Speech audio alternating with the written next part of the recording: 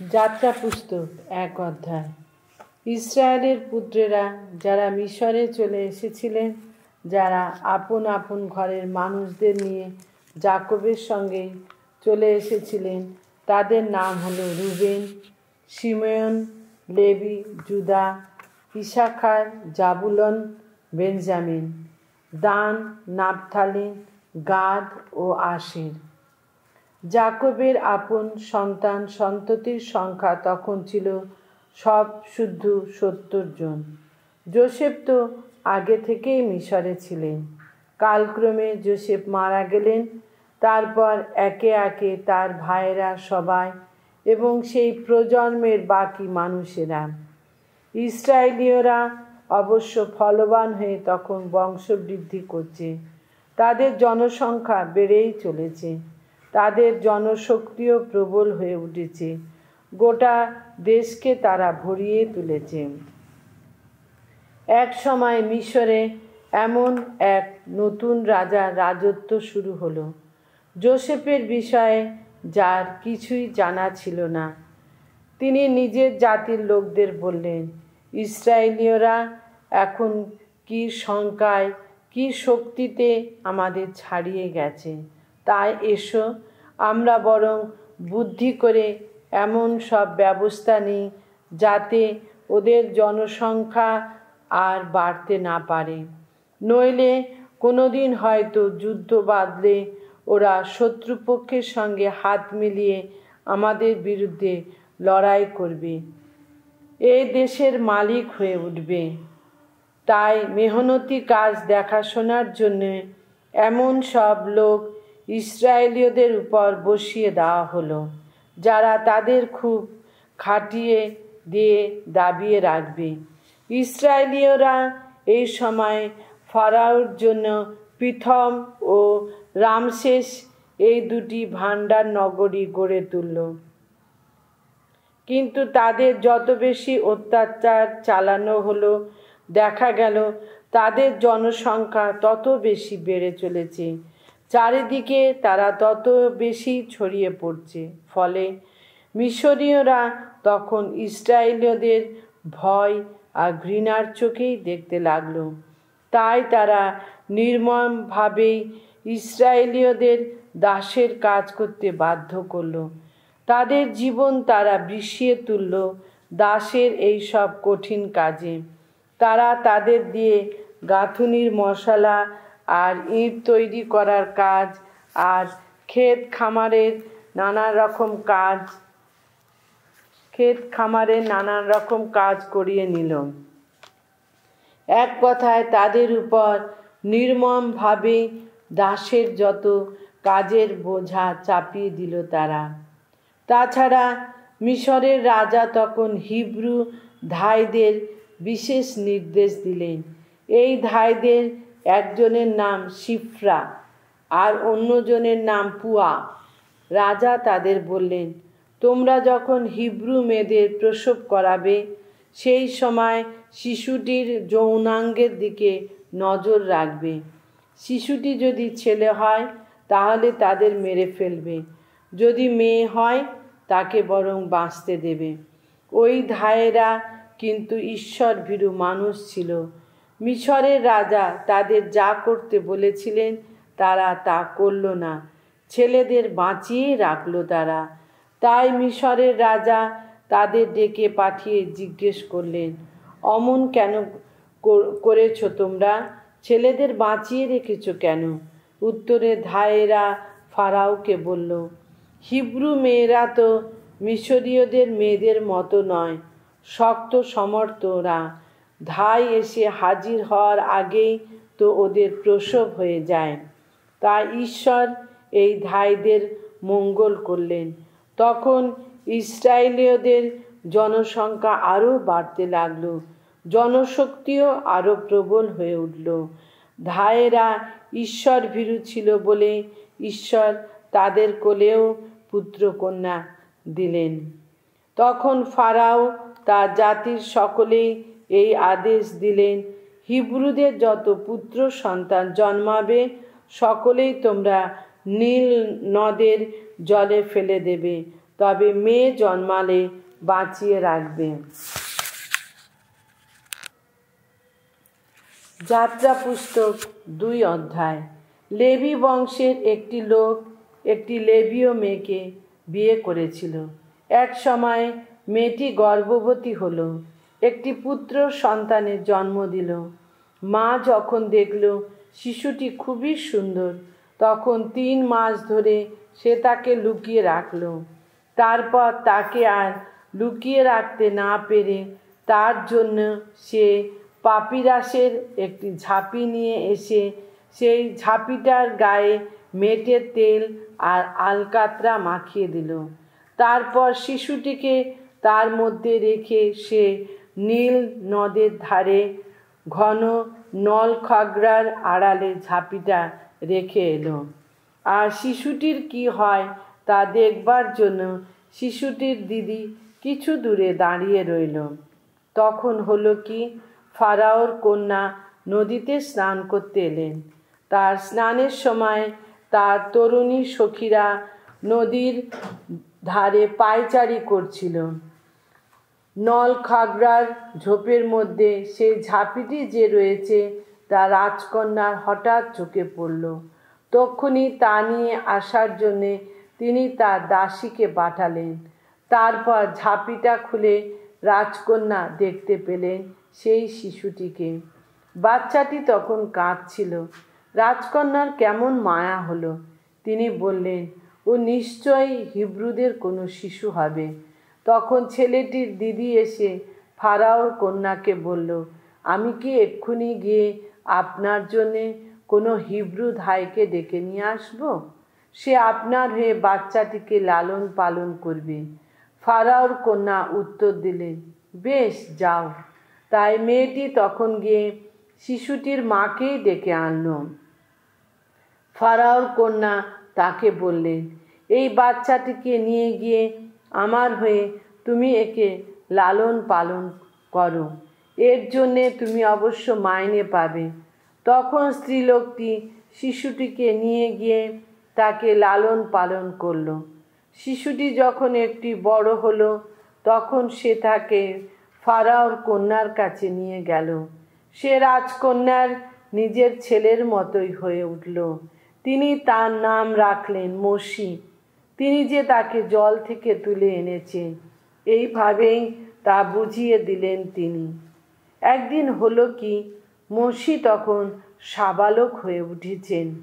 তিনি তার স্বজাতি ভাইদের কাছে গিয়ে নিজের চোখে দেখতে পেলেন কি কঠোর পরিশ্রমই না তাদের করতে হয়। তিনি দেখতে পেলেন একজন মিশরীয় একজন হিব্রুকে তার স্বজাতি ভাইদের একজনকে কিভাবে মারছে, এদিক ওদিক একবার দেখে নিলেন তিনি।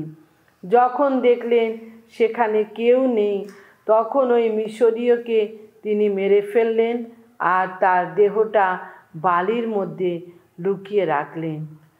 পরের দিন পথে বেরিয়ে তার চোখে পড়ল 2 জন হিব্রুর মধ্যে হাতাহাতি হচ্ছে। যে অন্যায় করেছিল তাকে তিনি জিজ্ঞেস করলেন, তোমার স্বজাতির একজনকে তুমি এভাবে মারছো কেন? কিন্তু সে উত্তর দিলেন, আমাদের শাসন করার বিচার করো অধিকারটা তোমায় কে দিল শুনি? তুমি যেভাবে ওই মিশরীয়টাকে মেরে ফেলেছ, আমাদেরও কি তেমনি মেরে ফেলতে চাও নাকি? মোশি তখন ভয় পেয়ে মনে মনে ভাবতে লাগলেন, ব্যাপারটা তাহলে নিশ্চয় জানাজানি হয়ে গেছে। পরে সব কথা যখন ফারাওর কানে গেল, তখন তিনি মোশিকে মেরে ফেলতে উদ্যোগী হলেন। কিন্তু মোশি তাকে এড়াতে তখন পালিয়ে গেলেন। এক সময় তিনি মিদিয়ান দেশে এসে থামলেন। সেখানে একটি কুয়োর ধারে বসলেন তিনি। সেই সময় মিদিয়ান দেশের যিনি যাজক ছিলেন তার ছিল 7টি মেয়ে। তারা জল তুলতে সেখানে এসে হাজির হলো। তারা তাদের পিতার ভেড়াগুলোকে জল খাওয়ানোর জন্যে জল তুলে নিপানগুলোকে ভরে নিতে লাগলো। তখন কিন্তু একদল রাখাল এসে তাদের সেখান থেকে তাড়িয়ে দিতে চাইল। সেই সময় মোশি উঠে দাঁড়িয়ে তাদের সাহায্য করতে এগিয়ে গেলেন। তারপর তিনি নিজে তাদের ভেড়াগুলোকে জল খাওয়ালেন। তারা যখন তাদের পিতা রেউয়েলের কাছে গিয়ে ফিরে এলো, তখন তিনি জিজ্ঞেস করলেন, আজ তোমরা এত তাড়াতাড়ি ফিরে এলে কি করে? তারা উত্তর দিল, এক মিশরীয় তো রাখালদের হাত থেকে আমাদের রক্ষা করেছে, এমনকি সে আমাদের জন্যে জল তুলে এনে আমাদের ভেড়াগুলোকে খাইয়েছে। তিনি তখন মেয়েদের জিজ্ঞেস করলেন, লোকটি এখন কোথায়? তাকে ওখানে ছেড়ে এলে কেন? তাকে বরং ডেকে আনো, সে এখানে খাওয়া দাওয়াই করুক। মোশি তখন মানুষটির বাড়িতে থাকতে রাজি হলেন। রেউয়েল মোশির হাতে তার মেয়ে শিপ্রাকে সম্প্রদান করলেন। মেয়েটি একটি পুত্র সন্তানের জন্ম দিলেন। তার নাম রাখলেন গেরশোম, অর্থাৎ ওখানে প্রবাসী। তিনি বললেন, আমি তো বিদেশে প্রবাসী হয়েই রয়েছি। এর বহুদিন পরে মিশরের ওই রাজা মারা গেলেন। এদিকে ইসরায়েলীয়রা তখন দাসত্বের চাপে কাতরাচ্ছিল, হাহাকার করছিল। দাসত্বের চাপে পড়ে ত্রাহি বলে ঈশ্বরকে ডাকছিল তারা। তাদের আর্তচিৎকার ঈশ্বরের কানে গিয়ে পৌঁছালো। ঈশ্বরের তখন মনে পড়ল আব্রাহাম, ইসাহাক আর যাকবের সঙ্গে স্থাপিত তাঁর সেই মহাসন্ধির কথা। তাই ঈশ্বর ইসরায়েলীয়দের দিকে তাকিয়ে দেখলেন, কি ঘটছে না ঘটছে তা লক্ষ্য করে দেখলেন তিনি।